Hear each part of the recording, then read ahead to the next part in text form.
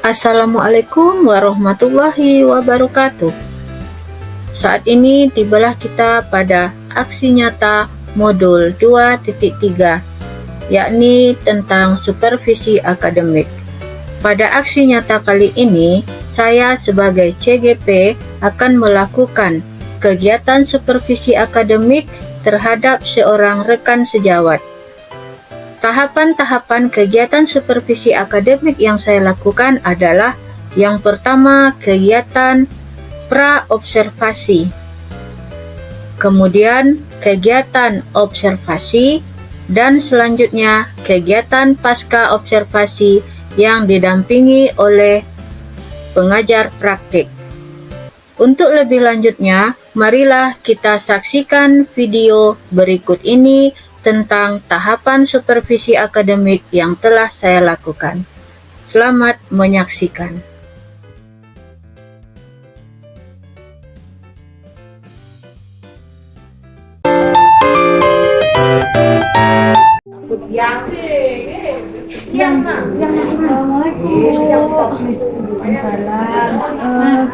Dari mana Nurul?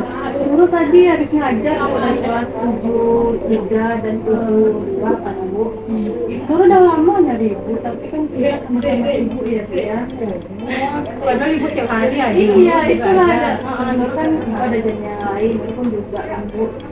Ini Bu, Nurul mau sekedar sharing sama Bu. Betul.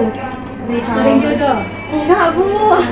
Tahu dia walaupun belum dapat jodoh, janganlah seperti itu Bu. Mana lah tahu ya kan? Iya Bu, ini ada hal yang ingin ditanyakan Bu. Kebetulan kan Nurul baru ya sekitar 1 tahun lebih atau 2 tahun. Jadi kan Nurul masih dalam proses belajar gitu kan Bu, menjadi guru. Jadi Bu, dalam proses Nurul mengajar, Nurul kan guru bahasa Indonesia Bu kelas 7. Nurul mengajar dari kelas 7.5 dan 7.6.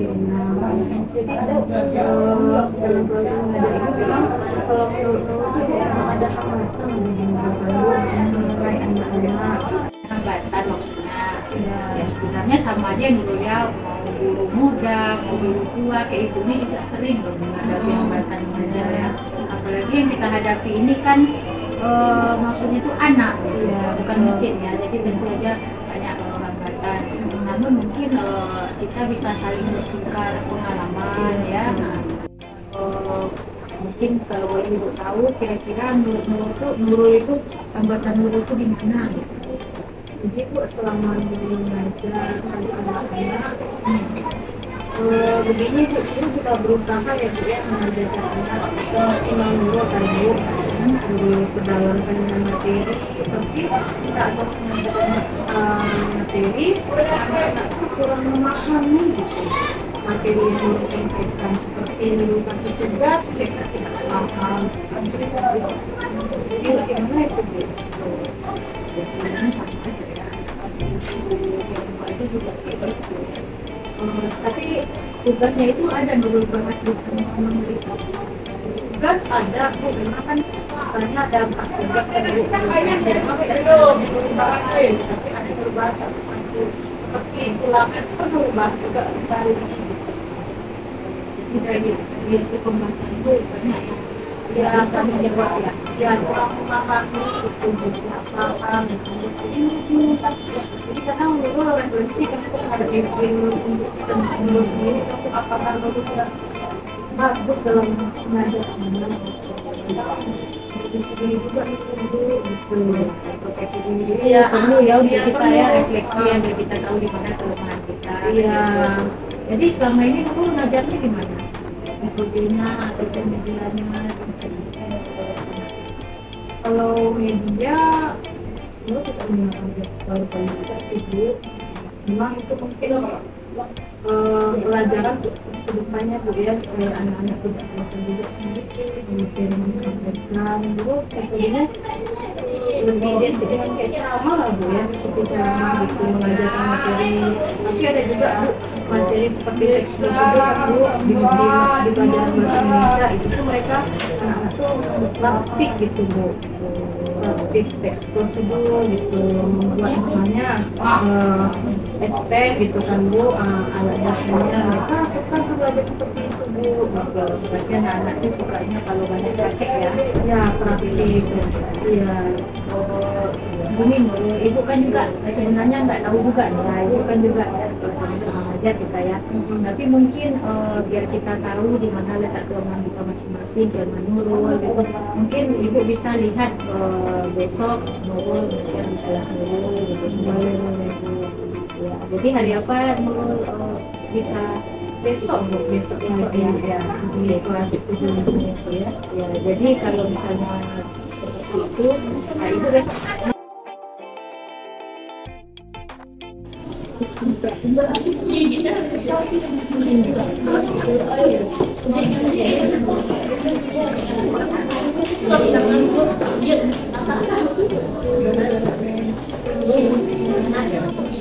Jadi unsur intrisi itu ada 7.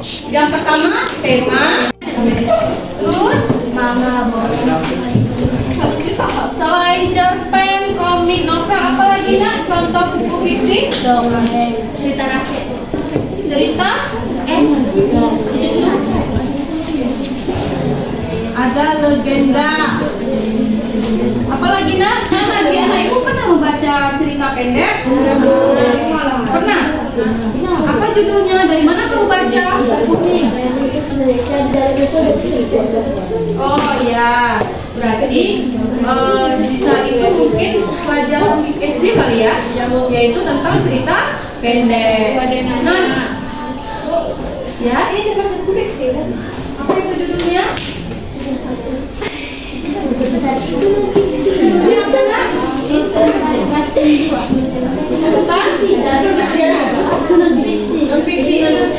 Non-fiksi. Kita singgung dulu. Fiksi itu buku apa? Nah, apa pertanyaan Rita? Ini buku terbuku fiksi. Buku apa judulnya sayang? Sultan Sari Kasim 2. Sultan Sari Kasim 2. Kamu udah baca belum bukunya? Udah. Tentang apa dia? Apa sih kisahnya? Buaya. Terus apa lagi yang menyerupai?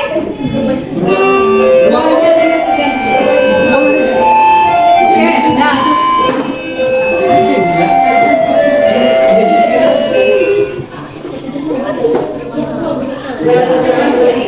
Firman, dah ibu ulangi.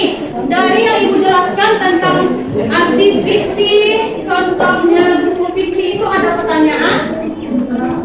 Nama ibu, buku fiksi ini tidak jauh dari unsur intrinsik.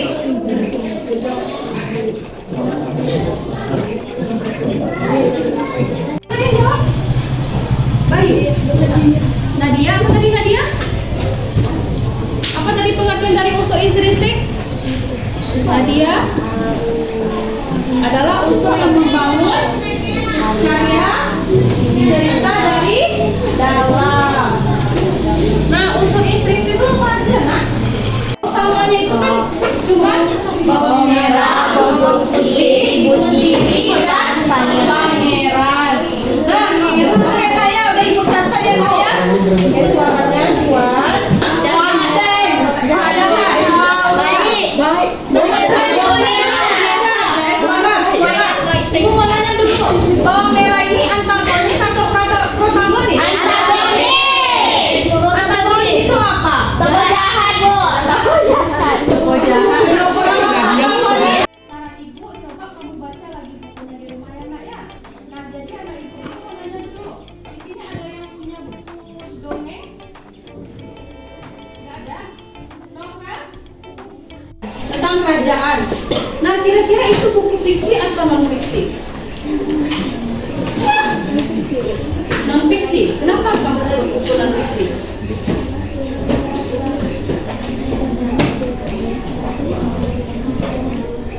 Karena ini cerita nyata. Kisah nyata. Berarti kamu sudah membaca buku tersebut. Nah ibu tanya dulu. Nah dalam buku tersebut tentang apa ceritanya? Sultan Sari Kasim 2.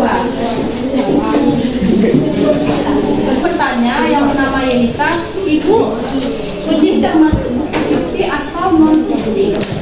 Nah, coba kita bahas sama-sama. Atau coba ibu tanya sama kamu. buku fiksi atau non fiksi? Non-fiksi. Kenapa kamu sebut ini buku non fiksi? Karena itu terjadi. Tentang sejarah, berarti sejarah itu benar-benar Terjadi. serius nih. Iya, Bu. Karena waktu kita sudah nggak lama lagi, nah yang kita lagi mau selesai. Besok kamu bawa buku cerita tentang bawang merah dan bawang putih. Jadi besok kita analisis unsur intrinsiknya bersama-sama. Bisa dipahami? Bisa, Bu. Kalau misalnya tidak ada buku ceritanya, boleh kamu ambil di internet. Nah, tapi kamu cari dulu bukunya di perpustakaan. Di sana? Bisa, Bu. Oke. Nah, sebelum ibu tutup ada pertanyaan? Ada pertanyaan? Berarti sudah paham ya, Ibu? Sebelum ibu tutup, ibu ingatkan kembali bahwa tugas ketemu selanjutnya kamu membawa buku cerita tentang bawang merah dan bawang putih. Kalau tidak ada buku ceritanya, boleh kamu ambil di internet. Minggu depan kita bahas bersama-sama. Oke, itu tutup. Assalamualaikum warahmatullahi wabarakatuh. Waalaikumsalam warahmatullahi wabarakatuh.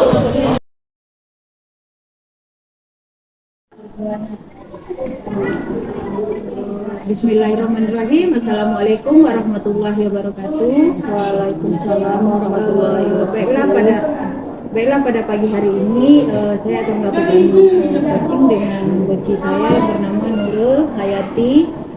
Kegiatan ini diawali dengan pra-observasi ya sebelumnya. Kemudian juga saya sudah melakukan langsung supervisi ataupun coachingnya di dalam kelas. Jadi pada hari ini kita akan melakukan kegiatan pasca observasi. Saya sudah bersama dengan Ibu Nurul ya sebagai coach saya. Baiklah, untuk selanjutnya kita akan lihat proses pasca observasi yang akan kami lakukan. Assalamualaikum Nurul. Waalaikumsalam Ibu Rina. Alhamdulillah sehat ini. Alhamdulillah sehat, Bu. Iya. Nampak ya semangat pagi ini. Semangat tuh. Pasti semangat ya. Itu yang Iya. paling penting ya kan. Iya.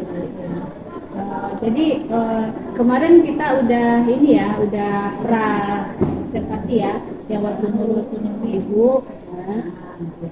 Saya juga udah observasi. Jadi hasil pra dan observasinya tentu saja ada tindak lanjut ya, ada kegiatan pasca. Ini mungkin Ibu menanya juga, Ibu. Jadi kemarin itu tujuan Nurul tuh Ibu itu katanya mau memperbaiki ataupun meningkatkan kompetensinya di pembelajaran. Mungkin untuk lebih jelasnya Nurul bisa sampaikan lagi gitu. Apa tujuannya? Oke. Jadi begini, Bu, tujuan saya menemui Ibu Rina, saya hanya ingin mempelajari lebih baik lagi dalam mengajar, dan itu saya juga ingin bercerita sama Ibu atau bertukar pikiran mengenai proses pembelajaran saya di kelas, sebab saya mengalami masalah, Bu, gitu dalam mendidik anak dan anak gitu. Itu tujuan saya gitu. Berarti tentu saja ada beberapa masalah yang perlu identifikasi ya. Karena lalu ketemu Ibu. Kira-kira masalah yang Nurul hadapi di dalam kelas itu apa secara spesifiknya? Kalau secara spesifiknya gini, Bu, misalnya Nurul dalam mengajar anak, apalagi Nurul kan guru bahasa Indonesia kan, Bu. Jadi saat di dalam kelas itu, saat Nurul menerangkan materi itu, Bu, dah Nurul terangkan materinya, Bu, tapi anak itu tidak paham gitu, Bu. Dan saat itu Nurul agak kewalahan mengelola kelas gitu, Bu. Anak suka ribut, anak tidak konsentrasi saat belajar sama Nurul gitu. Berarti ketika anak-anak tidak konsentrasi, ribut, apa upaya yang sudah Nurul lakukan gitu? Yang sudah Nurul lakukan selama ini menasihati anak Nurul kan, Bu, anak Nurul walaupun Nurul masuk atau guru lain masuk, saat guru sedang mengajarkan kita harus serius. Nurul bilang seperti itu kan, Bu, ada time-nya kita bercanda ada, tapi lihat situasinya seperti itu sih, Bu. Identifikasinya mengarah ke nasihat gitu, Bu. Jadi hasilnya yang udah Hasilnya, Bu, Untuk hari selanjutnya mereka ada perubahan, tapi lama-lama kembali seperti semula gitu Bu. Terulang lagi ya? Iya terulang Iya, lagi iya. Bu, itu sih kendalanya Bu gitu.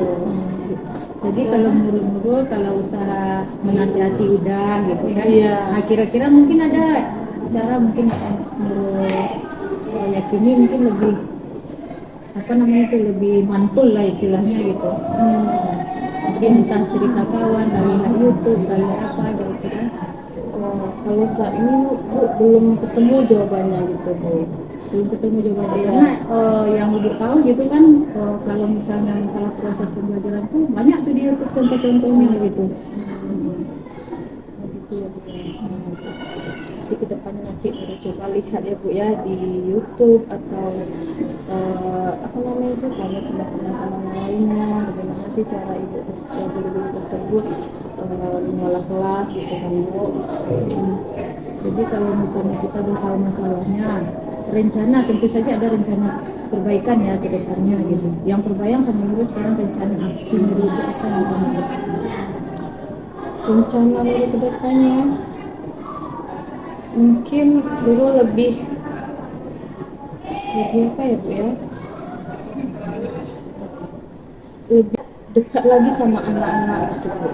Lebih dekat dalam artian biar anak Dia merangkul anak-anak. merangkul anak berarti Iya. dia bisa dengan cara rangkul mungkin bisa lebih dekat. Iya lebih Ya. dekat lagi sama anak-anak, terus mudah-mudahan ke depannya lebih baik lagi Bu. Biar aktif ya, aktif di dalam kelas. Nah, jadi terkait dengan mungkin Nurul inginnya kan anak itu aktif ya. Iya aktif, Untuk itu konsentrasi gitu. Ah ya kira-kira apa gitu? Memberikan motivasi Bu. Untuk maksudnya biar aktif ya gitu ketika misalnya dan tahun apa gitu kira-kira apa yang cara Nurul untuk biar mereka seperti itu. Yang pertama Nurul memberikan motivasi, yang kedua mungkin Nurul harus mempelajari proses pembelajaran yang lebih menarik gitu Bu, agar anak-anak ikut mau belajar dengan kita gitu Bu. Jadi proses pembelajaran atau media mungkin Bu lebih unik lagi. Jadi Nurul harus kreatif gitu Bu. Jadi Nurul akan cari media, Iya, yang media. menarik bagi mereka gitu. Iya gitu Bu, sesuai dengan apa namanya materinya gitu Bu. Terus cara pembelajaran tadi terkait berarti dengan metode ya. Ya metode Bu. Kalau itu berarti kalau dalam hal pemilihan metode ini kira-kira yang terbayang sama Nurul metode apa? Metode paling Bu, metode Nurul tentunya seperti itu. Biasanya ada metode pembelajaran bermain peran, ada metode diskusi, ada model kooperatif tipenya tipe Gitu. tutor sebaya gitu. Kalau untuk Nurul sih Bu, kedepannya paling media diskusi lah Bu ya, supaya anak-anak ini juga bisa mengemukakan pendapat gitu, lebih aktif anak-anak gitu Bu. Tapi kemudian mungkin juga lebih berani ya. Iya berani, percaya diri ke depan. Kalau menurut dulu Bu ya, anak-anak sekarang ini apalagi anak Nurul atau kelas yang Nurul ajar, anak-anak belum bisa mengungkapkan kata-kata saat mereka mengemukakan pendapat gitu Bu. Iya, apalagi menyampaikan dia gitu ya. menyampaikan ke depan kelas pun mereka tidak bisa, apalagi dari bahasanya gitu. Berarti rencana Nurul ke depannya itu lah ya. Iya. Menyampaikan mereka Iya. melalui diskusi ya. Iya, soalnya Bu, Nurul saat ini selama 1 tahun ini mengajar, ada anak itu tugas praktik dan Bu, terus Nurul juga tidak terlalu sering diskusi gitu Bu. Mungkin kedepannya lebih coba diskusi lagi Bu, belajarnya gitu. Jadi kalau misalnya Nurul yang terbayang itu rencana aksinya gitu. Kira-kira siapa yang akan terlibat di dalam proses Nurul itu? Metode yang akan Nurul lakukan siapa aja gitu. Anak-anak Bu, Ya, anak-anak jelas ya, Iya. anak dengan Nurul gitu. Ya Iya. pihak-pihak lain mungkin untuk agar pembelajarannya ini aktif gitu. Apalagi di sekolah Nurul gitu. mungkin apa Bu dengan melibatkan misalnya guru bahasa Indonesia gitu kan Bu, supaya dia juga bisa melihat dulu sambil mengajar, terus diskusi gitu bagaimana ini. Oke, buat berbahasa Indonesia. Iya. Berarti kepada anak juga dia berperan gitu ya. Iya, Kira-kira kepada anak. apa dia ke anak itu. Nurul butuh bantuan dia ke anak itu guru bahasa Indonesia. Bantuan Bu, iya, kan dia terlibat nih melibatkan dalam pembelajaran. Iya, kira-kira seperti apa keterlibatannya menurut kami? Keterlibatan mungkin eh, Mungkin apa, seperti contohnya mungkin dibiasakan memberikan pendapat, itu kan merasa intelektual kan, kemudian beranilah gitu. Jadi lebih fokus dia pada sikap anak seperti itu, sehingga ketika anak itu dia mengungkapkan atau menyampaikan apa idenya gitu, mereka timbul keberanian gitu. Itu contohnya gitu. Mungkin Nurul, harapan Nurul dari guru bahasa Indonesia itu terhadap anak lagi. kalau Nurul sih Bu, saat belajar itu kan Nurul berusaha nih supaya anak aktif terus berdiskusi. Mungkin melibatkan guru bahasa Indonesia itu mungkin hanya memantau saja sih Bu gitu kan, dalam apa namanya itu mengajak anak berdiskusi gitu. Mungkin Nurul juga butuh masukan dari guru tersebut gitu. Mungkin guru yang lebih senior dari Nurul itu sih melibatkan guru bahasa Indonesia. Ya, berarti yang terlibat di dalam pembelajaran ini berarti anak dan kemudian Nurul sebagai wali kelas dan guru bahasa Indonesia. Iya, gitu. mungkin sharing-sharing gitu kan. Mungkin guru bahasa Indonesia juga bisa apa namanya Bu, melihat Nurul dan anak-anak bagaimana sih mereka berdiskusi mungkin seperti itu. Jadi kira-kira kan udah ada nih, udah terbayang rencana Nurul nih ya. Kira-kira kapan akan Nurul terapkan gitu? Lakukan.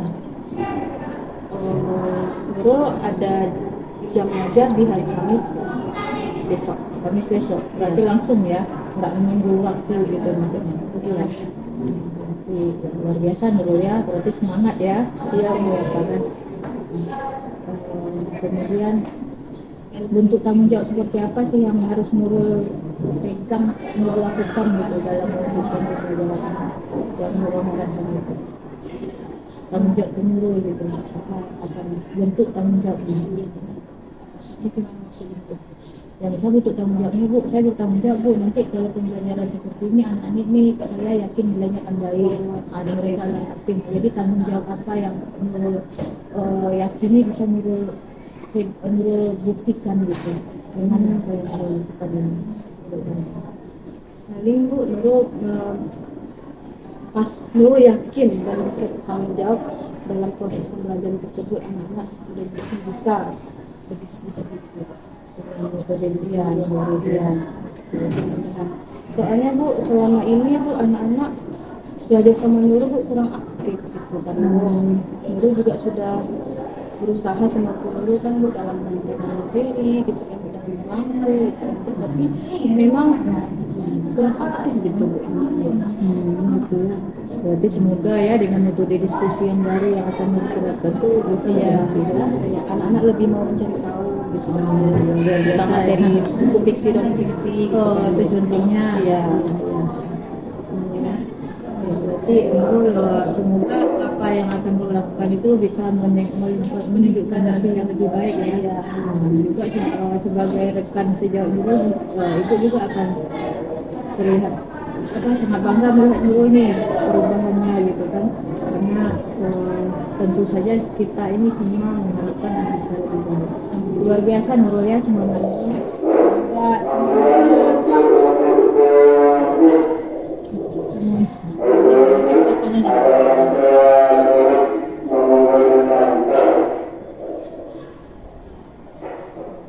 Semoga Nurul dapat melakukan semuanya dengan baik ya. Jadi bertambah pengalaman kita lagi. Oke Nurul, terima kasih. Mungkin itu yang hanya bisa Ibu berikan. Ibu nggak bisa, ya maksudnya itu tentu saja kelemahan Nurul yang temukan. Kemudian tentu saja apa upaya yang terbaik untuk kelas Nurul itu Nurul juga yang bisa lakukan dengan metode-metode yang baru. Ya. Semoga Nurul berhasil ya Nurul ya.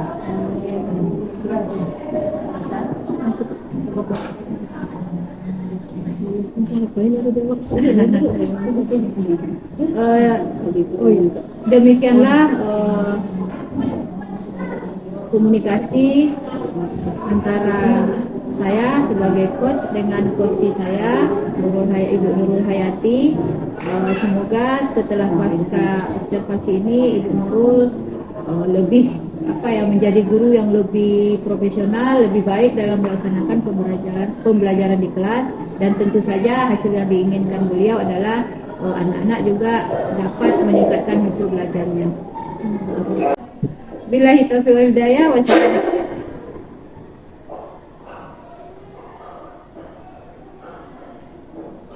Billahi taufiq wal hidayah. Wassalamualaikum warahmatullahi wabarakatuh. Waalaikumsalam warahmatullahi wabarakatuh.